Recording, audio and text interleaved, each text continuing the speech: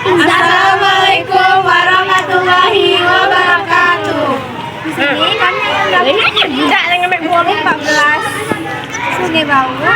Kami akan melakukan aktivitas pembelajaran IPAS di sekolah dasar di kelas 4B. Bagaimana kelanjutannya? Ikuti terus. Bapak mengenai pembelajaran IPAS di sekolah dasar. Nah, pertanyaan pertama itu, kapankah pelaksanaan pembelajaran IPAS di kelas 4B ini dilaksanakan?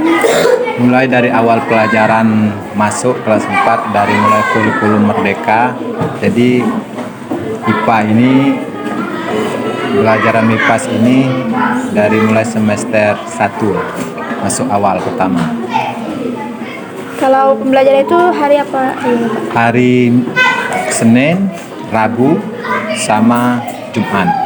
Jadi hari Senin 3 hari. 3 hari, tapi sekitaran 2 jam berarti 8 jaman. Kan sebelum kurikulum Merdeka masuk ini kan Bapak IPA dan IPS itu terbagi Bapak. Ya, nah, sekarang itu sudah tergabung menjadi IPAS. Nah, menurut pendapat Bapak kenapa sekarang IPA dan IPS itu digabung menjadi IPAS? Ya, kalau dulu sebelum masuk kurikulum Merdeka IPA sama IPS terpisah. Mungkin pemerintah sekarang untuk menyatu menjadi buku satu. Dia juga di situ IPA, MIPAS sama IPS itu kan dijadikan MIPAS itu dia bisa satu tujuan, mungkin situlah sejarah dia, situlah pelajaran IPA-nya, situlah pelajaran sejarah sama mengenali seperti tadi lah, mengenali norma kan ada tentang sejarah gitu. Bisa jadi digabungkan. Dalam mengajarkan IPAS ini model pembelajaran apa yang Bapak gunakan atau yang Bapak sering gunakan atau pernah gunakan Bapak? Kalau masalah model, terkadang kalau lihat pelajaran, kalau pelajaran yang lain kan kita bisa menggunakan model, baratnya apakah langsung ada barang yang kita pegang atau menggunakan media yang ada di tempat kita. Seperti tadi kan kita sudah menggunakan media yang apa yang ada di lokasi kita saja kita tunjukkan. Seperti tadi langsung Bapak tunjuk Pancasila karena menggunakan media. Nah, sepintar kita sebagai guru, kalau kita memang betul mau pelajarannya, yo misalnya kita mau ngajar nih, oh ini pelajarannya masalah tentang apa, pelajaran yang telah sudah, misalnya dalam di situ ada masalah kesopanan, di situ ada isi kesopanan, kita contohkan lagi, apakah kita sebagai guru nyontohnya apakah anak. Jadi fleksibel sesuai ya. Selanjutnya itu bagaimana pendapat Bapak mengenai peran guru dalam mengajarkan IPAS ini Bapak? Mengenai peran guru, ya asik baik. Kan enak kita ngajar sama anak, mengarahkan sama anak, mengajarkan yang baik sama anak. Karena kalau kita diajarkan semua ini kan enak ngajarnya, senang baik gitu antara guru sama murid. Untuk faktor pendukung dan penghambat Bapak dalam mengajar IPAS ini apa Pak? Faktor pendukungnya, kalau anak yang cepat ya kita senang. Itu kan ada sebagian anak yang lambat. Nah, lambat nangkapnya, lambatnya otomatis Bapak kasih bimbel kadang. Kasih arahan lagi, panggil lagi dia. Ini sekitaran 3 anak yang lambat nyambung. Memang lambat dia nyambung. Jadi Bapak panggil, Bapak arahkan lagi ngajarnya supaya dia bisa gitu. Jangan ketinggalan sama kawannya.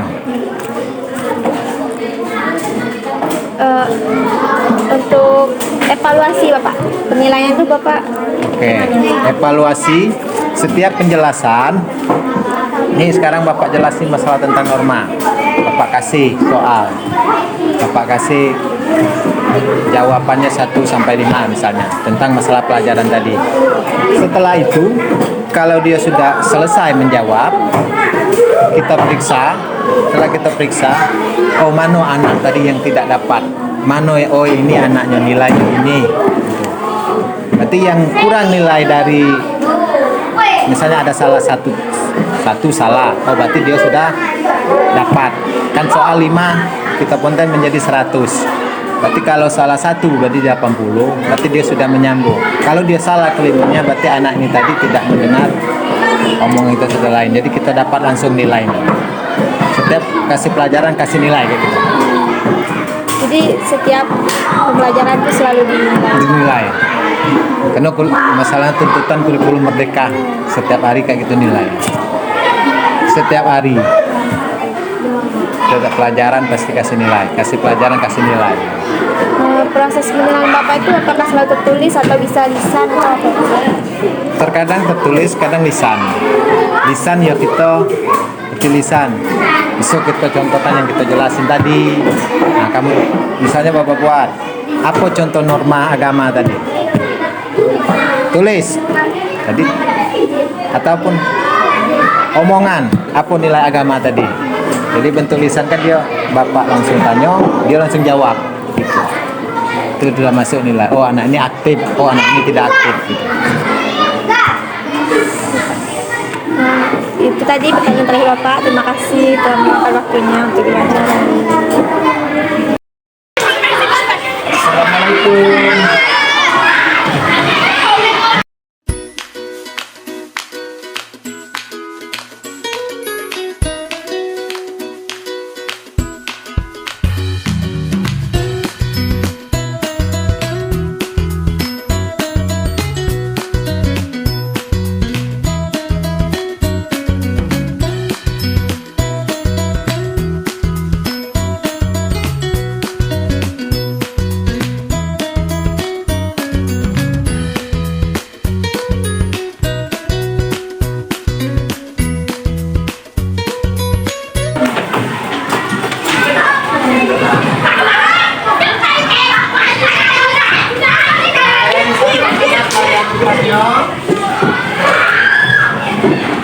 Sampai mana di pas kemarin?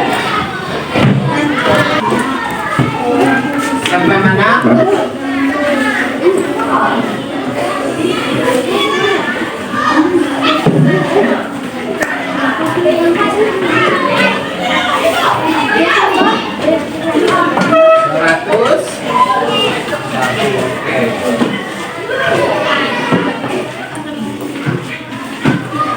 Halaman 101.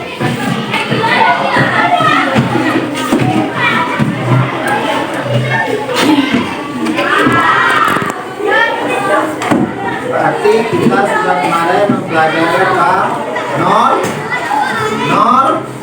Norma. Coba perhatikan, norma itu apa? Coba jelasin kembali. Apa norma itu? Hah? Apa norma itu?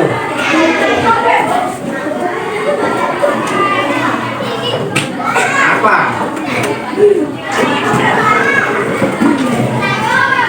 Norma tahu norma? Hah? Mereka sudah belajar.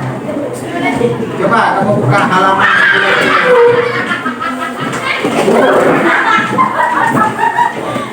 Coba baca bagus-bagus. Coba pas kamu baca dulu. Apa norma? Dia tahu. Coba baca sama-sama dulu. Manusia pada dasarnya suka 94. Baca semuanya.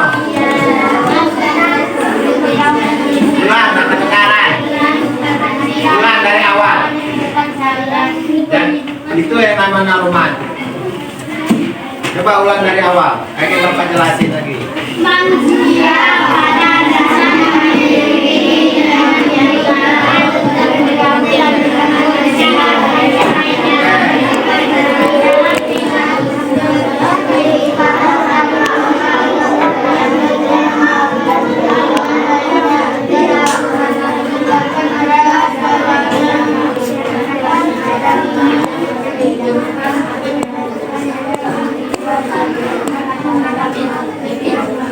menimbulkan rasa ketidaknyaman. Baca terus. Oleh karena itu, dalam masyarakat diperlukan norma. Bisa baca tidak?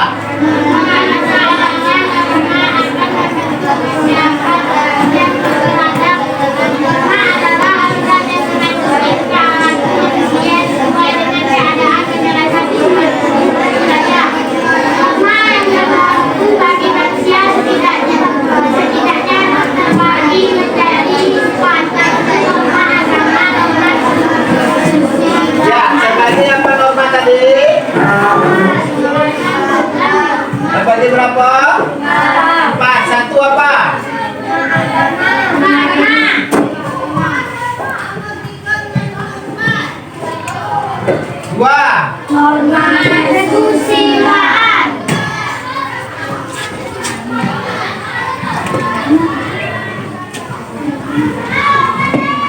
Tiga. Hah?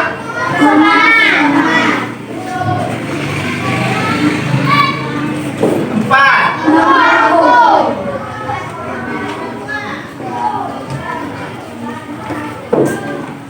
Terus lanjutin. Lanjutin bacanya.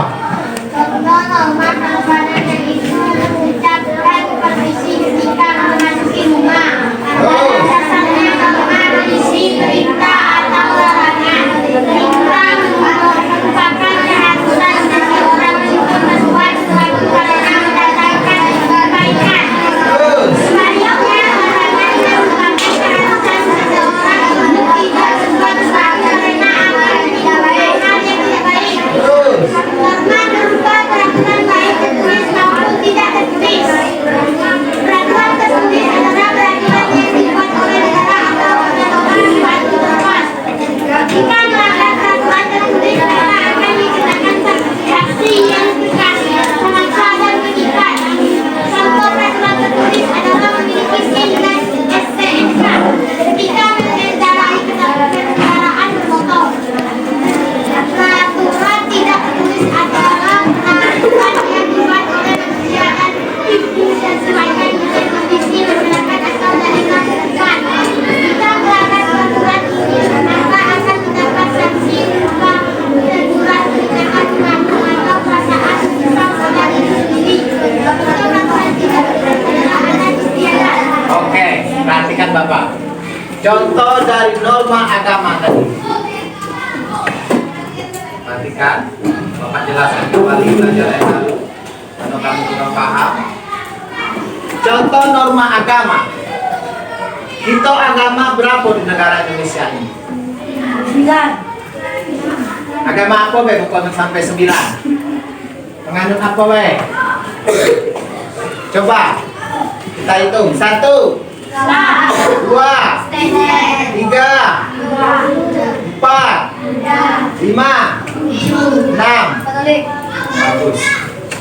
Itu sudah diakui di Indonesia agamanya cuma kalau 9 itu apa aja? Dari mana dapat lagi tambah lagi? Ada yang menganut agama lain lagi? Islamnya berbagi-bagi lagi? Memang Islam ada bagi-bagiannya. Cuma 2. Itu kepercayaan kita masing-masing. Tapi kalau diakui Indonesia sudah nah. Contoh norma ini banyak nah. Kita contoh pendapat juga banyak. Apakah kita mengejek agama yang lain? Punya norma kah kita? Punya norma kah kita?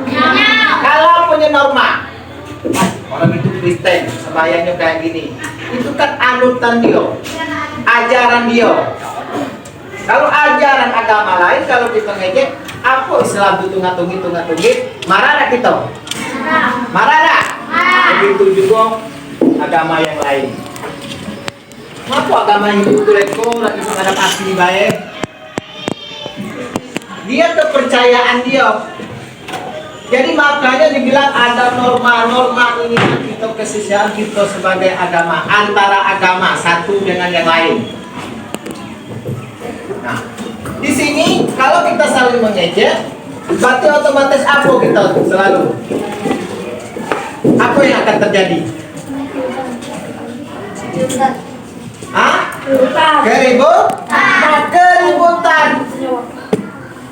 Keributan inilah buat peraturan Indonesia ini, makanya ada norma ini ada 4. Kenapa? Setiap ada keributan pasti melalui hukum.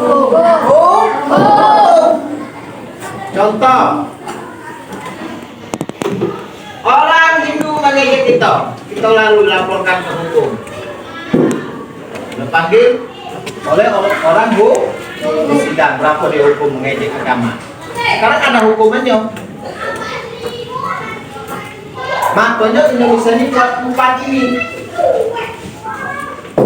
Dia berkaitan. Kenapa kita bilang kesusilaan? Nah, kan ada dari Pancasila. Coba kamu Pancasila berapa tuh? 5. Coba kamu baca Pancasila itu.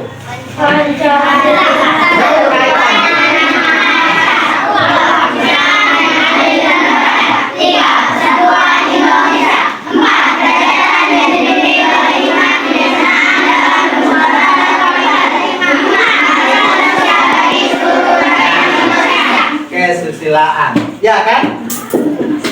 Nyangkutkah dia di Pancasila? Adakah hubungan ini? Dari mulai agama, dari mulai kesusilaan, dari mulai kesopanan sampai ke hukum, ada hubungannya semua. Kenapa ada kesusilaan? Kita bertetangga sama orang Kristen, aku tidak mau ngasihnya itu, aku tidak mau itu bukan kesusilaan namanya itu. Nyo orang Kristen, lagi aku dikasihnya bekas babi, kita sudah suzon. Belum tentu nak, karena dia menjaga juga. Oh orang itu orang Islam. Kalau aku beli ngasih dia, otomatis dia ngasih bungkusan, bukan bekas dia yang makan. Nah itulah nama kesusilaan.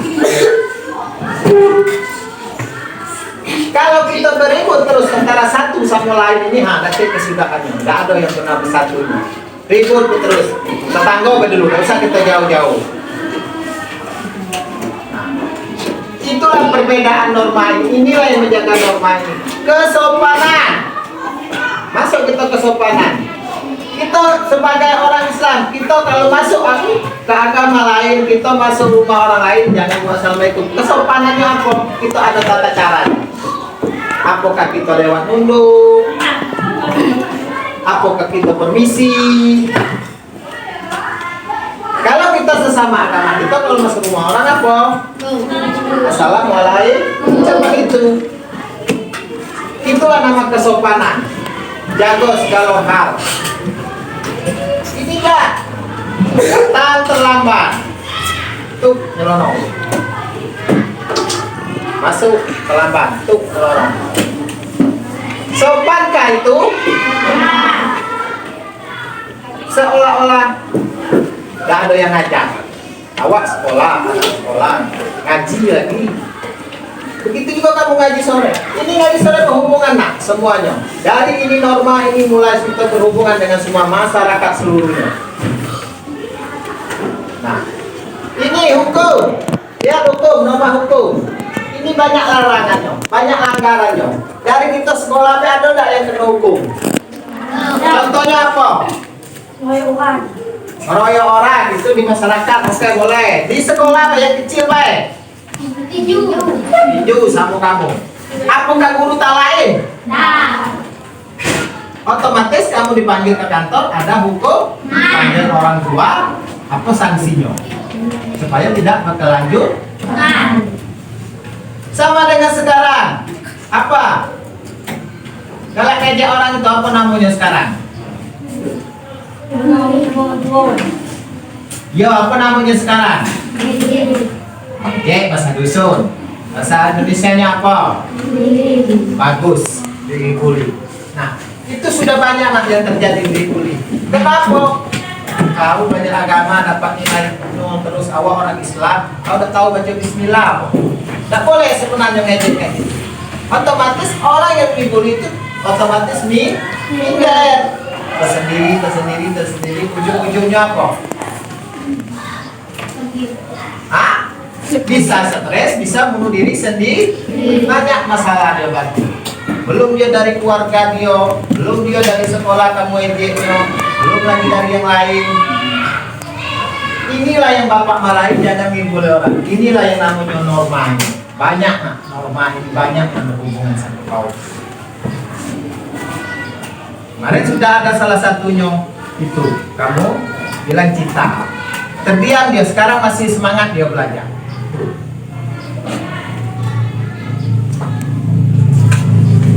Sudah Bapak panggil kamu semuanya, ada lagi dia ngejek kamu, cinta. Tidak ada lagi kan? Nah, jadi dia semangat belajar. Itu yang tidak boleh. Hukum ini juga banyak. Dari mulai kalangan masyarakat kita. Tadi dibaca kamu pakai apa? Motor. Tidak pakai helm. Apa yang ditangkap sanksinya? Helm. Nggak boleh berisik. Itu melarang. Begitu juga kita di antara kita, di masyarakat kita, di sekolah kita, pasti ada larangannya mo. Semuanya ada, semuanya hukumannya. Kamu upacara hari Senin, tidak pakai topi, tidak pakai dasi. Sering nggak kamu kena panggil? Ikut upacarakah kamu kena hukum guru?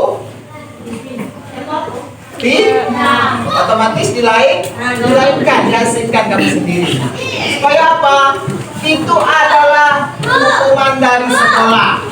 Kenapa kamu melanggar peraturan sekolah?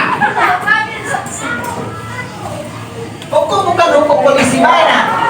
Hukum polisi ini lain lagi. Hukum di sekolah lain lagi. Setiap kita tempati ada punya hukum. Kalau tidak ada punya hukum, apa yang terjadi? Apa yang akan terjadi gitu? Di sekolah tidak punya hukuman. Tempat kita tinggal tidak punya hukuman. Dimanapun kita berangkat tidak punya hukuman. Nah, apa yang akan terjadi pada kamu? Hah? Perang terus? Nah, oke.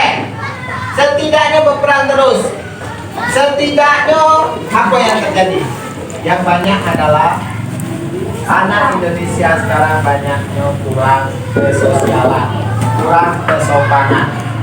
Sehingga kita bilang kalau bahasa kita apa? Tidak sopan. Alias kalau bahasa dusun namanya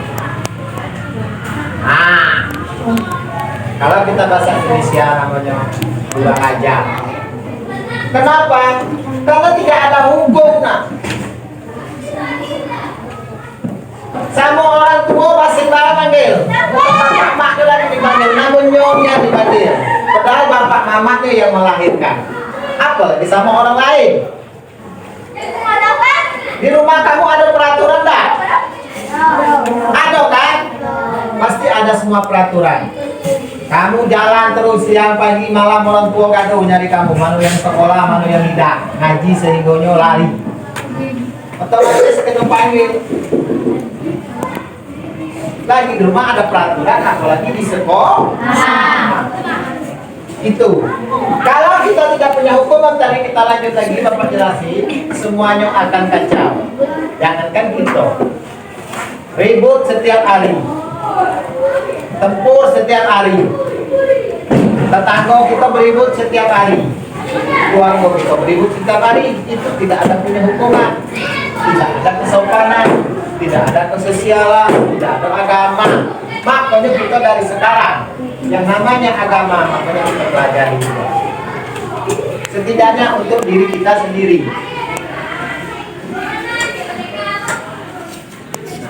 Di sini kalau kita tidak ada semuanya, itu yang akan terjadi.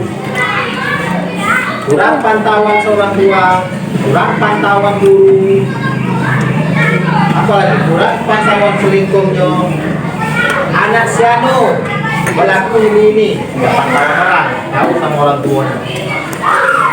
Orang tuanya baru panggil, dihukum di rumah. Yo kan? Nah, semuanya ada keterkaitan di sini. Bukan pakai kendaraan. Oh Pak, hukum untuk polisi, Bapak masuk penjara. Tidak. Bukan hukum untuk bayar masuk penjara, kita maling. Apa lagi? Judi terus. Abu. Wah, kita sudah tak tahu dia mah. Apa nyabu? Nah, berarti sudah pernah material orang nyabu. Nah, ini bukan ini guys yang dihukum oleh polisi ini. Sekarang banyak nak orang tua mukul kamu terlalu niat, terlalu kalau kamu tidak senang ngadu ke polisi begitu. Begitu juga kamu, orang tua tidak senang sama kamu, sudah kelewat batas, sudah apa pasti kena hukum juga. Banyak hukum sekarang, bukannya maling, bukannya ini baik, bukan ini baik, banyak pelanggaran dari mulai kehidupan kita lahir ke bumi ini, lahir dari orang tua kita, mulai sudah ada kita semuanya. tantangan hidup dari hukum. Disinilah kita mendidik, makanya kita disuruh sekolah dari TK, SD, apa lagi? SMP, SMA. Ini sampailah seterusnya. Sampai seterusnya kita belajar, pasti ini ada hubungannya. Yang 4 ini pasti ada hubungannya semua. Keterkaitan semua. Kita ketemu akan ketemu yang tidak beragama lain, yang menganut agama lain. Kita ketemu ketika kita sudah mulai belajar SMP, sudah mulai ketemu antara agama satu dengan agama lain. 2 SMA sudah mulai kita campur tuh. Akhirnya kita ketemu, akhirnya kita berkawan lah sama agama yang lain. Membaur kita satu sama lain. Itulah yang namanya sosial. Itulah yang namanya kesopanan kita ini tadi. Kalau kita tidak ada kesusilaan ini kesusilaan ini banyak. Kesusilaan apa kalau tidak terjadi? Apa yang akan terjadi? Satu, Oke, sudah terjadi sekarang. Kesusilaan ini apa nak? Tidak kesopan, kurang ajaran antara cowok sama cewek. Paham kan? Paham? Nah, jadi kamu antara cowok sama cewek, kalau kamu tidak sopan sama cewek, otomatis kamu juga penuh hukum. Kamu ngalunya seenaknya baik. Kamu ngibulinnya seenaknya baik. Mentang dia cewek lemah. Nah, dia ada juga lindungannya. Nah, inilah nama kesusilaan ini banyak. Kesusilaan ini banyak. Yang sering terjadi kesusilaan antara laki-laki dengan perempuan. Nah, itu. Kamu akan mengalami itu ketika kamu sudah dewasa, nenek kamu akan tempuh yang omongan bapak ini. Ketika kamu sudah mulai kelas 6 juga kamu akan menempuh. Oh, begitu. Antara kesusilaan ini. Oh, kasusnya kayak gini.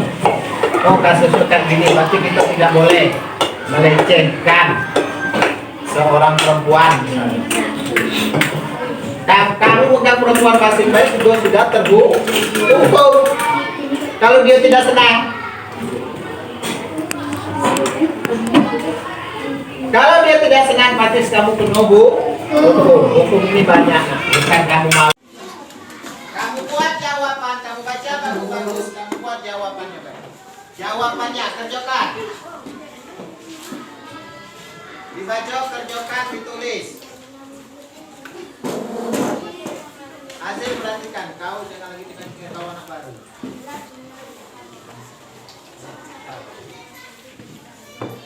Kerja sama, pinjam bukunya.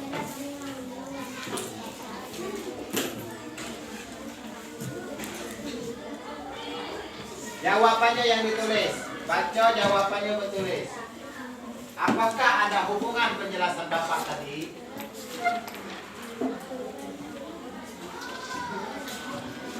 Jawabannya baik.